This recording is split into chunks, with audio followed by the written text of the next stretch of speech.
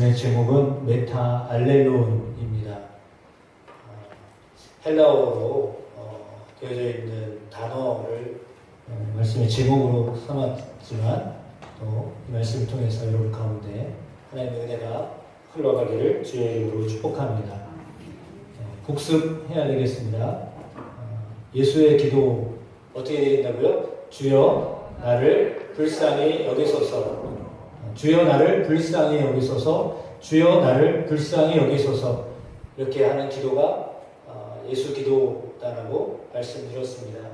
상당히 간단한 기도이지만 이 기도를 많이 드리시기를 축복합니다.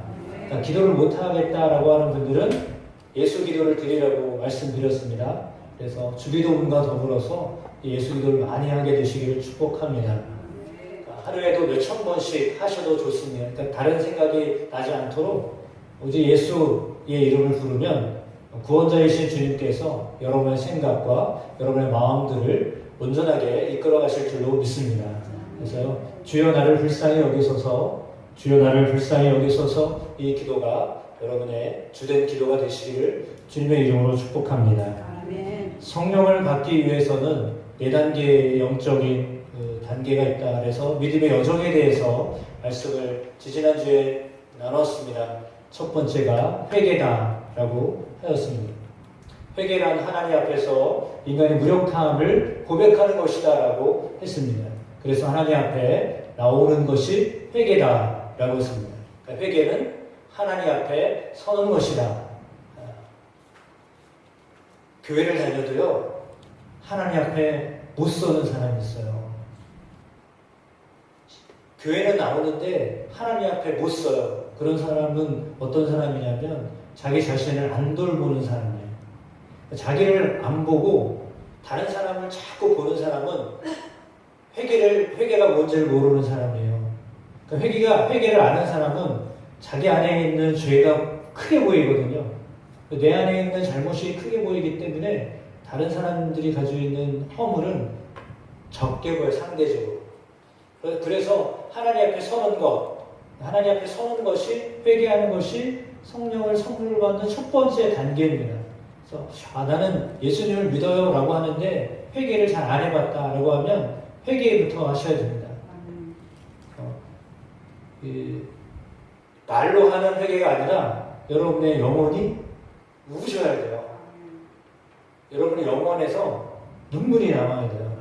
그러니까 실제로 눈물이 떨어지시면 더 좋고요. 그렇지 않더라도요, 여러분의 마음이 변화가 되어져서 내가 하나님을 향하고 있다라고 하는 것이 이렇게 여러분의 마음 가운데 이렇게 감동으로 오게 되시기를 주의 이름으로 축복합니다. 두 번째가 세례를 예수의 이름으로 세례를 받는 것이고, 세 번째가 죄사함을 받는 것이고, 네 번째가 성령 충만함입니다. 우리가 성령 충만한 삶을 살아야 된다라고 하였을 때 회개에 대한 말씀을 드렸었고요.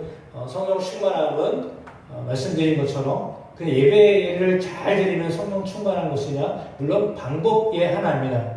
그러니까 예배를 열심히 드리면 여러분이 성령 충만해지는 길에 서 있는 것입니다.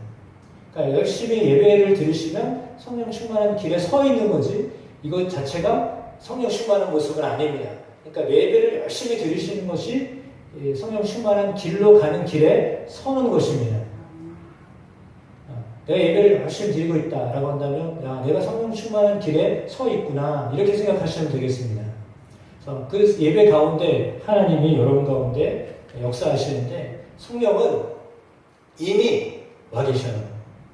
옆에 분한테 고백하십시오. 성령님은 집사님 안에, 권사님 안에, 장로님 안에 이미 와 계십니다.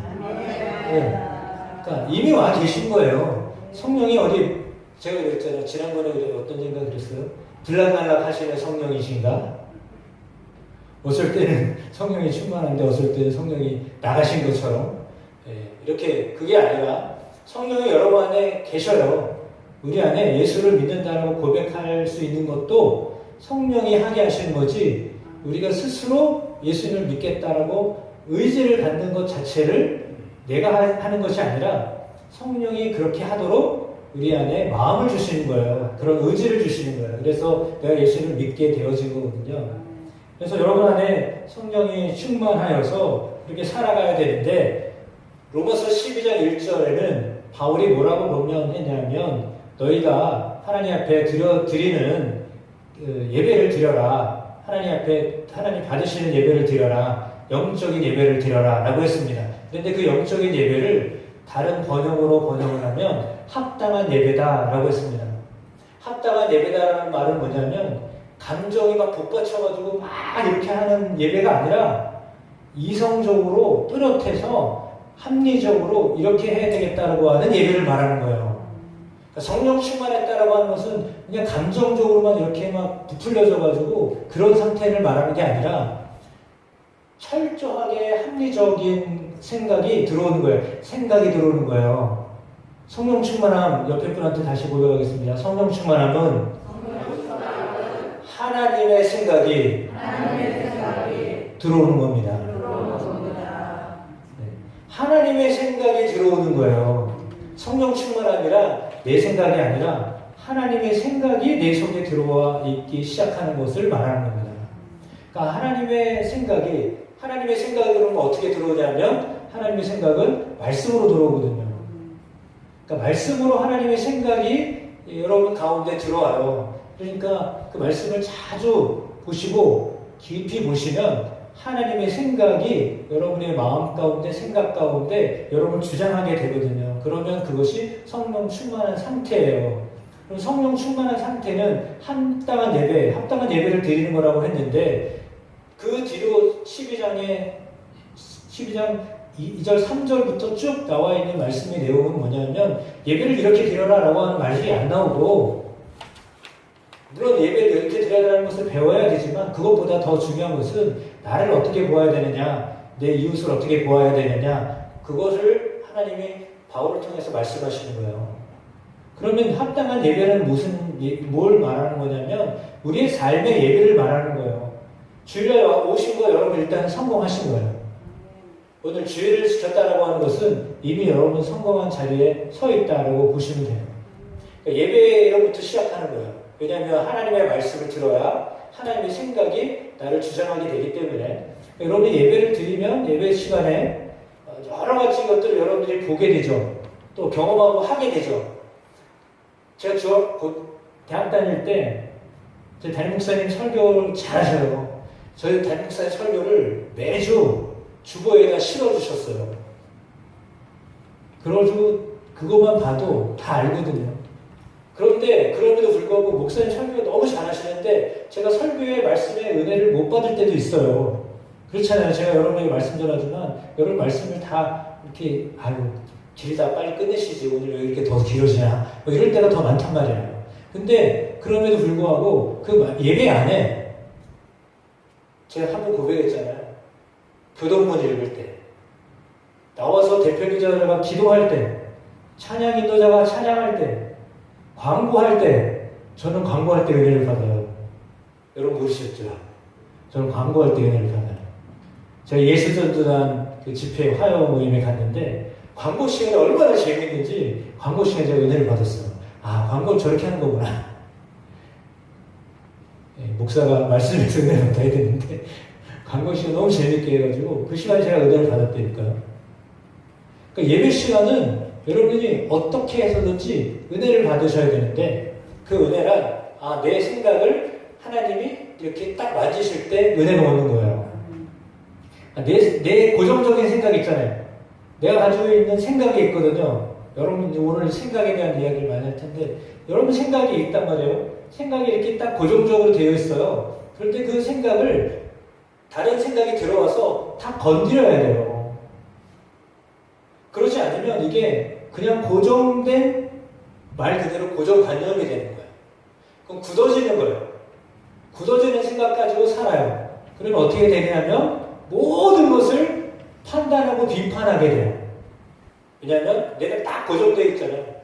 제가 여기서 앞에 있는 우리 이수정 선생님 제일 제가 편해가지고 이수정 선생님만 계속 쳐다보고 한다고 그래요. 고사님 되게 좋으실 거예요. 제가 집중해서 보기 때문에. 그러나 제가 여기만 보고 이렇게 설교한다고 생각해봐요. 아유 우리 목사님 또 이수정 목사님 너무 사랑해도 그렇지 저건 해도 해도 너무한다. 한 번만 돌려주지. 그럴 거 아니에요. 안 그래요? 이게 아무리 좋아도, 제가 이사 원사님 너무 좋지만, 아무리 좋아도 이사 원사님만 계속 쳐다보고 설교할 수는 없잖아요. 그러면 뒤에 있는 박명희 집사님이, 그렇지, 그렇지, 그렇지. 그리고 권석자 원사님, 맞아. 여러분, 네, 이거 설명하면 또 길어져요. 네, 그렇습니다. 그래서 성령이 충만하다는 것은 하나님의 말씀이 생각으로 오는 거예요. 나의 생각을 자꾸 부딪히셔야 돼요. 부딪히셔야 돼요. 여러분 생각이 온전하지 않거든요. 그것부터 깨야 돼요.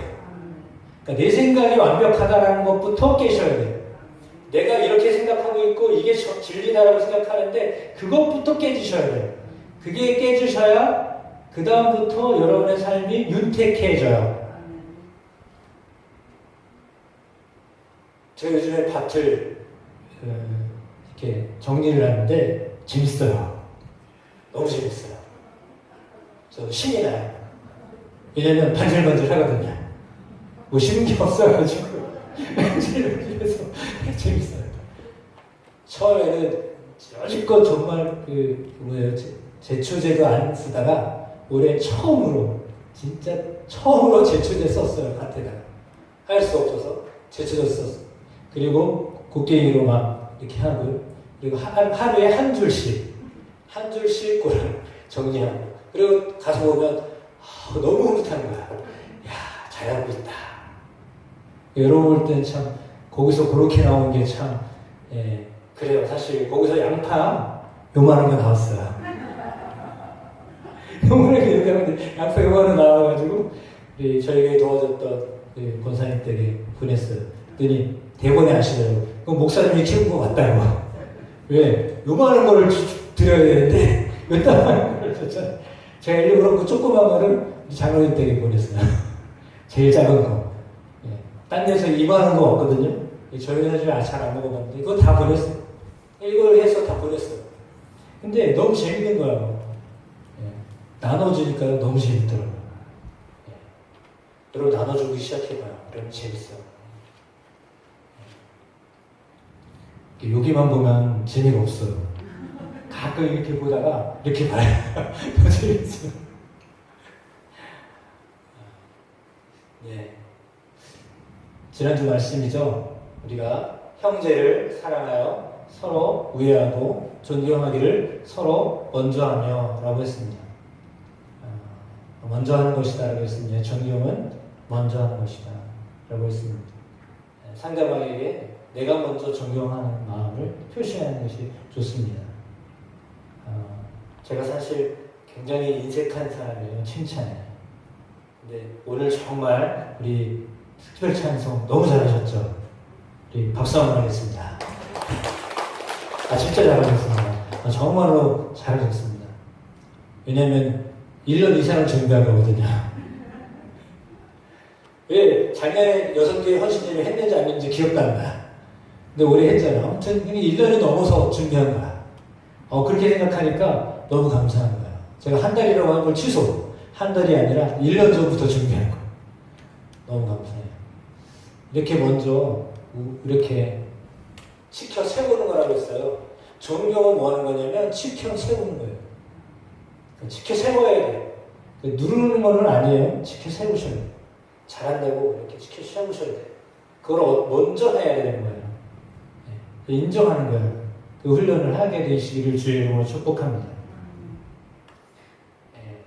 이게 헬라어로 되어 있는 거예요. 지난주에 다 나누지 못했는데 여기 보면 서로라고 하는 단어가 나오죠. 저거를 뭐라고 읽냐면 알렐론이라고 읽어요. 알렐론. 오늘 말씀의 제목 두 번째 알렐론이라고 나와있잖아요. 서로라고 하는 단어입니다. 중간에 보면 서로라고 하는 단어를 말씀드렸습니다. 그리고 먼저에 대한 이야기를 하면서 1975년 유봉서 장로님하고 곽기석 목사님이 하셨던 농심 라면 선전에 대해서 우리가 실습도 해봤습니다. 실수 다시 한번 해보겠습니다. 우리 옆에 분한테 누가 아우를 하실래요? 가위바위보 해보세요. 시작. 예배실에 별걸 다 하네. 자, 해보세요. 가위바위보. 네. 네. 하셨어요? 자, 진분이 형님 먼저 이렇게 하시는 겁니다. 진분이 시작. 그러면 옆에 분이 어떻게 해야 돼요? 그렇죠. 안 잊어버리셨네. 다시 한번 해보겠습니다. 시작. 네. 실제로 우리 예산에 있는 의좋은 형제 그 실화예요. 실화를 바탕으로 해서 만든 라면 선전이었다라고 했습니다. 무엇보다도 우리가 뜨겁게 서로 사랑할지니 사랑은 허다한 죄를 덮느니라. 베드로전서 4장 8절의 말씀입니다. 아무 일에든지 다툼이나 허영으로 하지 말고 오직 겸손한 마음으로 각각 자기보다 남을 낮게 여겨라 라고 하는 그 마음이 이 마음으로 사는 것을 삶의 예배다 라고 바울은 우리에게 가르쳐주고 있는 것입니다. 오늘 말씀의 제목을 메타 알렐론이라고 했죠. 그럼 메타는 뭐냐면 메타는 택시 기사가 꺾는 메다가 아니라 함께라고 하는 단어예요. 함께라고 하는 단어예요. 알렐론은 뭐였죠? 서로라고 하는 단어예요. 그래서 함께 서로라고 하는 단어라고 보실 수 있겠습니다. 현대사회는 외로운 사회다라고 했습니다. 통계를 통하여서 60대 이상 되신 분들이 정서적으로 외로움을 30% 이상 느낀다라고 했거든요. 그런데 사실 우리가 살고 있는 시대는 어떻습니까? 제가 어렸을 때에 그리고 잠시 이사를 할 때 한 방에 산 적이 있어요. 한 방에서 저희 식구가 몇 명이었지? 5명인데 헷갈렸어요. 5명이었는데 5명이 한 방에 못 살잖아요. 2평짜리에서 못 살잖아요. 그래가지고 제 남동생은 딴 집에 보내고 그렇게 살아가지고 넷이 산 적이 있어요. 집을 짓는 기간 동안에 넷이서 산 적이 있습니다. 그런데 배가 아파가지고 제가 얼마나 혼난 적이 있는지 아직도 기억이 나요. 그래가지고 화장실이 없잖아요, 그 안에. 얼마나 제가 저기 했겠어요. 그래서 저희 사택 다시 지을 때는 화장실 2개 달라고. 하도 그렇게 어려서 경험이 있어가지고 이 좁은 20평짜리 지으면서 화장실 2개를 넣었잖아요. 그리고 지금 화장실 2개. 화장실 널찍하게. 그냥 그때 그 원한이 제 안에 사무쳐가지고 화장실 넓고 커야 돼, 2개를. 농담 반 진담 반입니다. 근데 예전에는 방 한 칸에 살아도 지지고 볶고 살아도 괜찮았어요. 재밌게 살았어요. 근데 요즘에는 어떻게 살아요? 각 방으로 다 들어가요. 학교 다녀왔습니다. 아니면 직장 갔다 왔어요. 그러고서 밥을 먹고 들어온 날은 더 쌩쌩 바람 불어요. 인사하고서 감으로 딱 들어가요. 그러면 언제 나와요?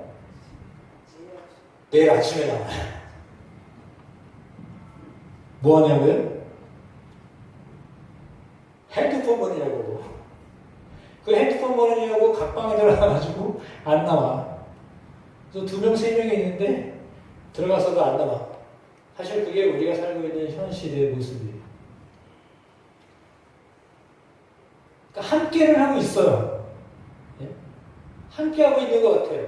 함께가 아니라 말을 어떻게 하든지 가치는 같은 공간에 있는데 함께를 안 하는 거죠. 같은 공간에는 있어요. 근데 공유를 하지 않는 거예요. 그게 우리가 살고 있는 시대의 모습이에요. 그걸 깨부술 수 있는 것이 오늘 하나님의 말씀이에요. 너희가 서로 함께 해야 된다라고 하는 것입니다. 예배의 본질은 서로 함께 하는 것을 말합니다. 예배의 본질은 서로 함께 하는 겁니다.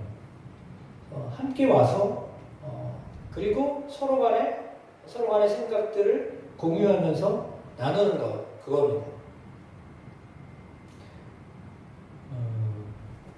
어제 제 아내랑 뭔가를 옮겨가지고 2층에 올려야 돼요. 근데 저희 2층 이 복도가 계단을 이쁘게 만들어 놓으셨는데 계단이 좁아요. 근데 거기다가 탁자를 올려야 되거든요. 그 탁자를 분리해가지고 상판은 떼고 다리는 다리대로 붙어있을 거 아니에요. 그게 옆으로 안 들어가요. 분명히 나오긴 나왔거든요. 그래서 올라가야 되는데 머리를 이렇게 굴리고 저렇게 굴려도 안 되는 거예요. 근데 다행히도 어제 민호가 그 시간에 같이 있어가지고 민호랑 얘기를 했어요. 목사님 이거 이렇게 하면 되지 않아요? 그렇게 하면 될까? 그래서 민호가 얘기한 대로 그렇게 해봤어요. 그때 생각이 나는 거예요. 이렇게 해가지고 뒤집어 엎었지?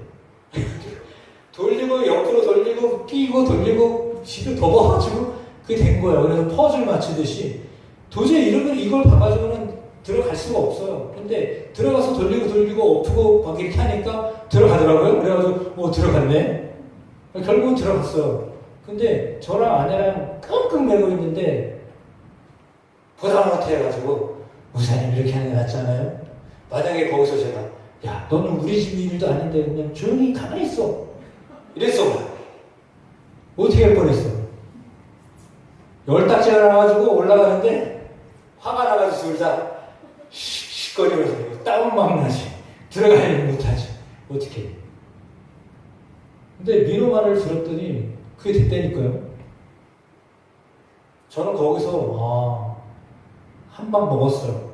야 이게 함께하는 거구나. 그게 함께하는 거예요. 제가 설교 아무리 많이 하면 뭐하겠어요. 여러분이 부딪히면서 그냥 함께하면서 배워가는 거예요. 공동체는 그걸 배우는 겁니다. 메타는요, 운명을 같이 하는 사랑이다 라고 했습니다.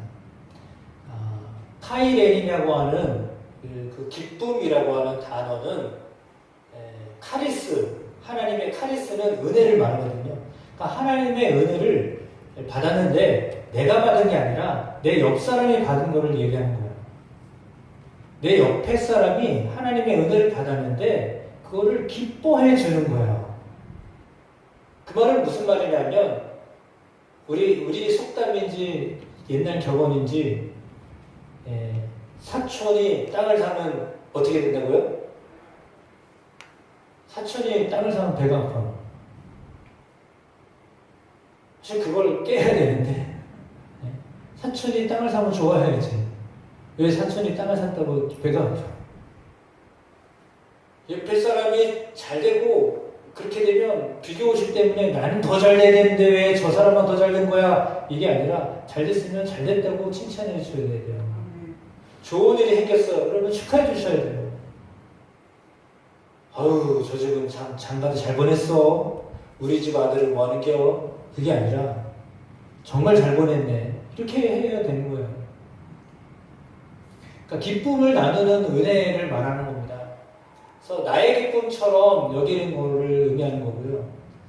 크라이에인이라고 하는 단어는 저거 잘 보면은 크라이가 뭐죠?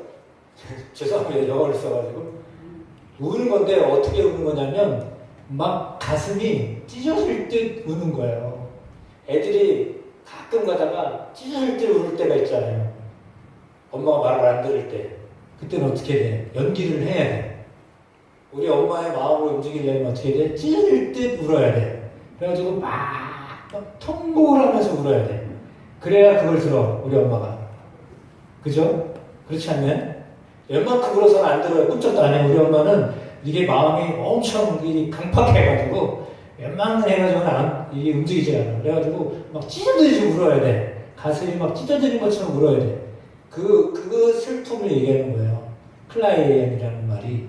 그렇게 가슴 아프게 아파하는 걸 말하는 거거든요. 그래서 고난을 당할 때 그 사람의 눈물 속에 있는 것에 들어가서 나도 거기에 같이 우는 거예요. 사실 그걸 말하는 거예요. 힘들겠다. 그게 아니라요. 같이 우는 걸 말하는 거예요. 힘들고 어려웠을 때 그렇게 힘들었었지라고 함께하는 걸 말하는 거예요. 그리고 결국은 우리가 운명적으로 연대해야 된다라고 하는 것을 말해주고 있습니다. 이것은 단순한 물리적인 동거를 말하지 아니하고 상대방의 상처, 아픔, 그 주파수에 나를 맞추는 것을 의미합니다. 이 진동이 있어요. 그 주파수가 있어요. 사람에게. 여러분 누구를 만나든지 가면 그 사람만의 주파수가 있거든요. 진동이 있어요. 그래서 어떤 사람이 가면 괜히 좋아져요. 또 어떤 사람이 가면 괜히 썰렁해져요. 제가 그런 사람 중에 한 사람이에요. 제 친구들하고 같이 가면 제가 가면 갑자기 제 눈치를 봐요. 그러면서 엄청 싸늘해져요. 그래가지고 요즘에 제가 카톡방에 들어갔는데 그게 우리 카톡방에 죽었잖아요. 예, 잠자요. 그래서 내가 언제 빠져나올까 지금 이제 궁리 중이에요. 근데 주파수가 있어요. 훈기라는 게 있어요.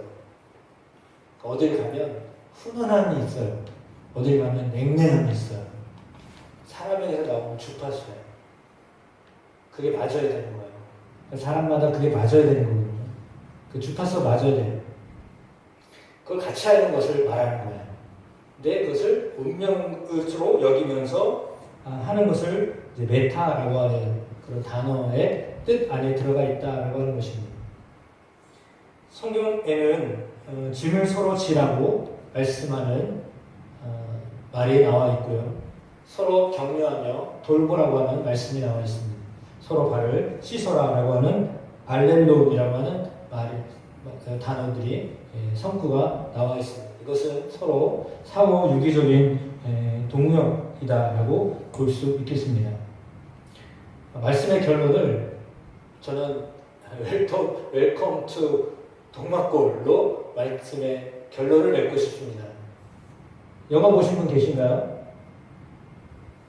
혹시 이게 또 무슨 소리예요? 이런 분이 계실까봐. 이 영화는 가상의 어떤 시나리오로 쓴 겁니다. 강원도에 동막골이라고 하는 지형이 있는데 전쟁에 대한 소식을 들어본 적이 없는 곳이었습니다. 그런데 그곳에 한국군이 들어갔고요. 그리고 북한군이 들어갔습니다. 그리고 연합군이 들어갔습니다. 제각각 다른 모습으로 그 안에 들어갔습니다.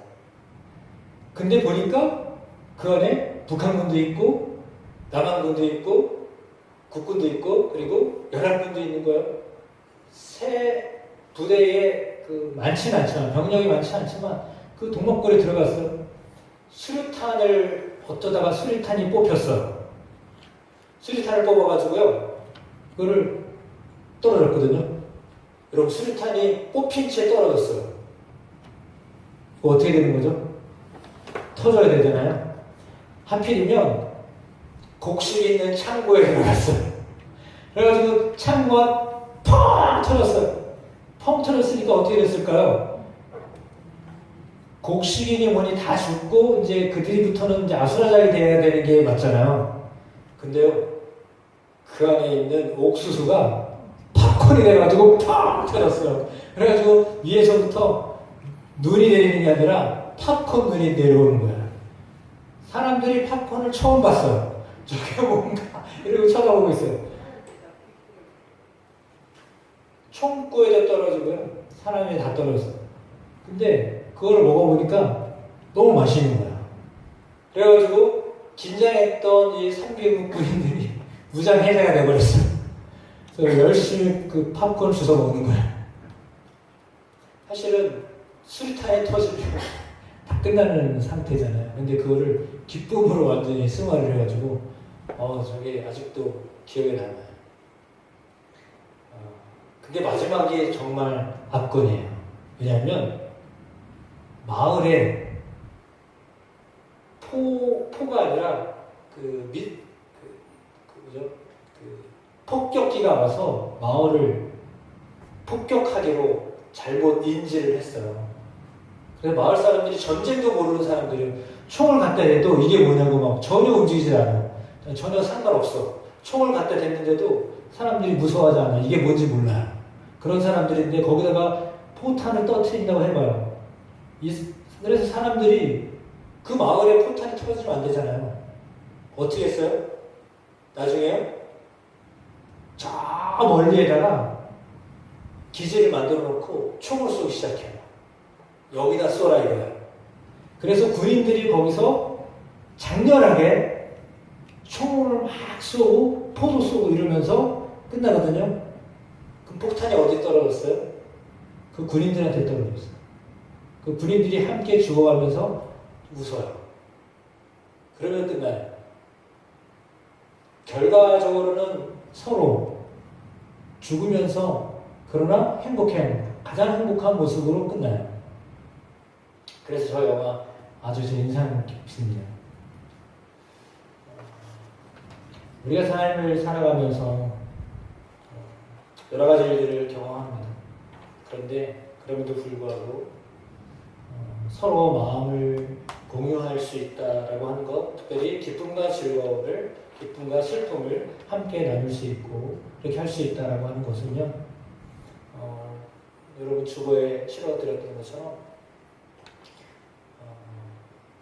서로 마음을 높은 데 두지 아니하고 낮은 데 둘 때 이 일은 가능하다라고 했습니다.